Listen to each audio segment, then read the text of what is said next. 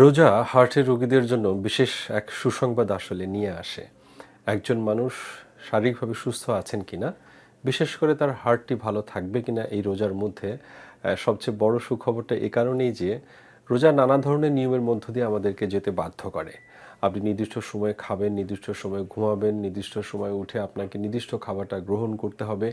এই যে নিয়ম শৃঙ্খলার মধ্য দিয়ে আমরা যে যাই, এটা কিন্তু একজন হার্টের রোগীর জন্য খুবই উপকারী। কারণ হার্টের সুস্থতার অন্যতম একটি আমরা পথ বাতলে দিই, সেটি হচ্ছে যে আপনার হার্টকে সুস্থ রাখতে হলে নিয়মের মধ্যে থাকতে হবে। একজন রুগী তার হার্টের প্রবলেম আছে, তিনি যদি মানসিকভাবে একটা প্রশান্তি লেভেল অর্জন করেন, অটোমেটিক্যালি তার যে হার্টের সমস্যাটা সেটা কিন্তু কমে আসে এবং বড় বিপদ হওয়ার সম্ভাবনা যেটি থাকে সেটি অনেকটাই চলে যায়।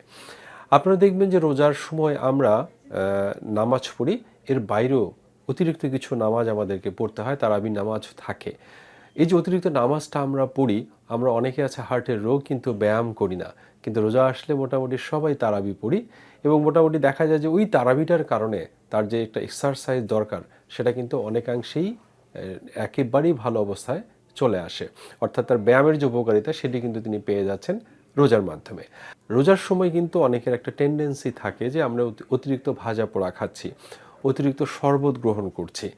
এখন যদি আপনি অতিরিক্ত খেয়ে ফেলেন, অতিরিক্ত শরবত খাচ্ছেন, অতিরিক্ত স্যালাইন খাচ্ছেন, রোজা আপনাকে অতিরিক্ত খাবার গ্রহণ করতে না করে, একদিকে আপনার ডায়াবেটিস আছে, আরেকদিকে হার্টের রোগ আছে, আরেকদিকে উচ্চ রক্তচাপ আছে, এই যে রোগগুলো আপনার শরীরের মধ্যে আছে, এই অবস্থায় যদি আমরা অতিরিক্ত শরবত বা স্যালাইন গ্রহণ করি, একদিকে ডায়াবেটিসের জন্য ক্ষতি, আরেকদিকে কিন্তু উচ্চ রক্তচাপের জন্য ক্ষতি।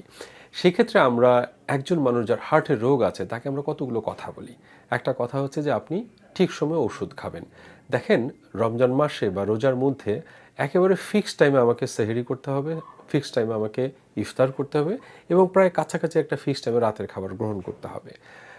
এই যে আপনি ফিক্সড টাইমে গ্রহণ করলেন, অটোমেটিক্যালি কিন্তু আপনার নিয়মের মধ্যে আপনি ঢুকে গেলেন। আমরা বলি যে সকাল মানে হচ্ছে সেহরি, দুপুরের খাবার মানে হচ্ছে ইফতার এবং রাতের শোয়ার সময় যে খাবারটা আপনি গ্রহণ করেন সেটা রাতের খাবার। টাইমটাও কিন্তু ইজিলি আপনি 3 বেলাই পাচ্ছেন। এতে করে কিন্তু হার্টের রোগীরা একটা শৃঙ্খলার মধ্যে আসে। দ্বিতীয় হচ্ছে যে আপনার শরীরের যেটা চর্বি আছে, আপনি দেখবেন দুপুরের পর থেকে আমাদের ক্ষুধা লাগা শুরু হয়। তার মানে আমার শরীরে যে অতিরিক্ত চর্বি আছে সেগুলো কিন্তু ভাঙা শুরু করে, কারণ আপনার ওই সময় এনার্জি শরীর থেকে কমে গেছে।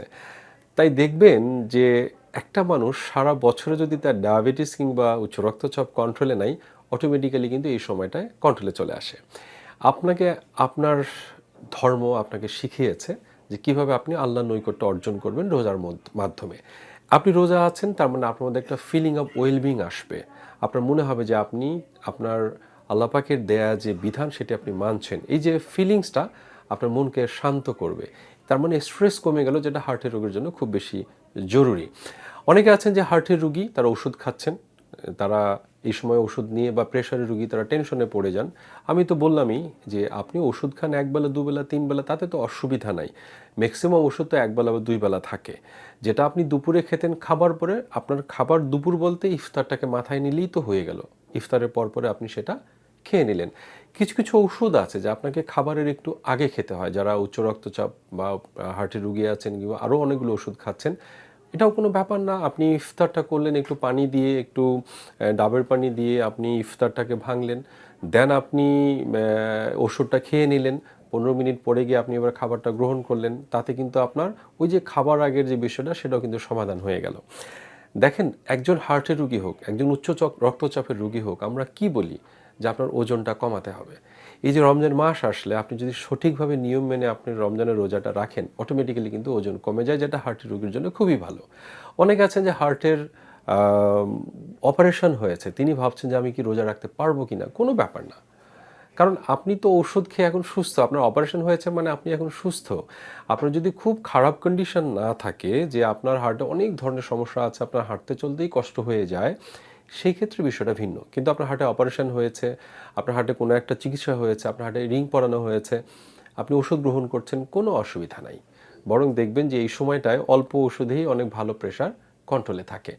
তাই আমরা মনে করি যে আপনি রমজান মাসে এই যে ১ মাস যে রিমান্ডে থাকলেন, যে ১ মাস আপনাকে নিয়মের মধ্যে থাকতে হবে, এই শিক্ষাটা গ্রহণ করে অর্থাৎ পরিমিত খাবো, একদম পরিমিত ঘুমাবো, প্রতিদিন একটা এক্সারসাইজ হবে, এই বিষয় ৩টা যদি মাথায় রাখেন এবং পুরো বছর জুড়ে যদি এটা আপনি নিজের শরীরের উপর প্রয়োগ করবেন, অর্থাৎ রমজানের যে শিক্ষাটা আপনি নিলেন সেটা যদি সারা বছর জুড়ে আপনি প্রয়োগ করতে থাকেন, দেখবেন যে আপনার হার্টের রোগের প্রকোপ কিংবা আপনার উচ্চ রক্তচাপের যে কন্ট্রোলটা সেটা আগের থেকে অনেক ভালো থাকবে।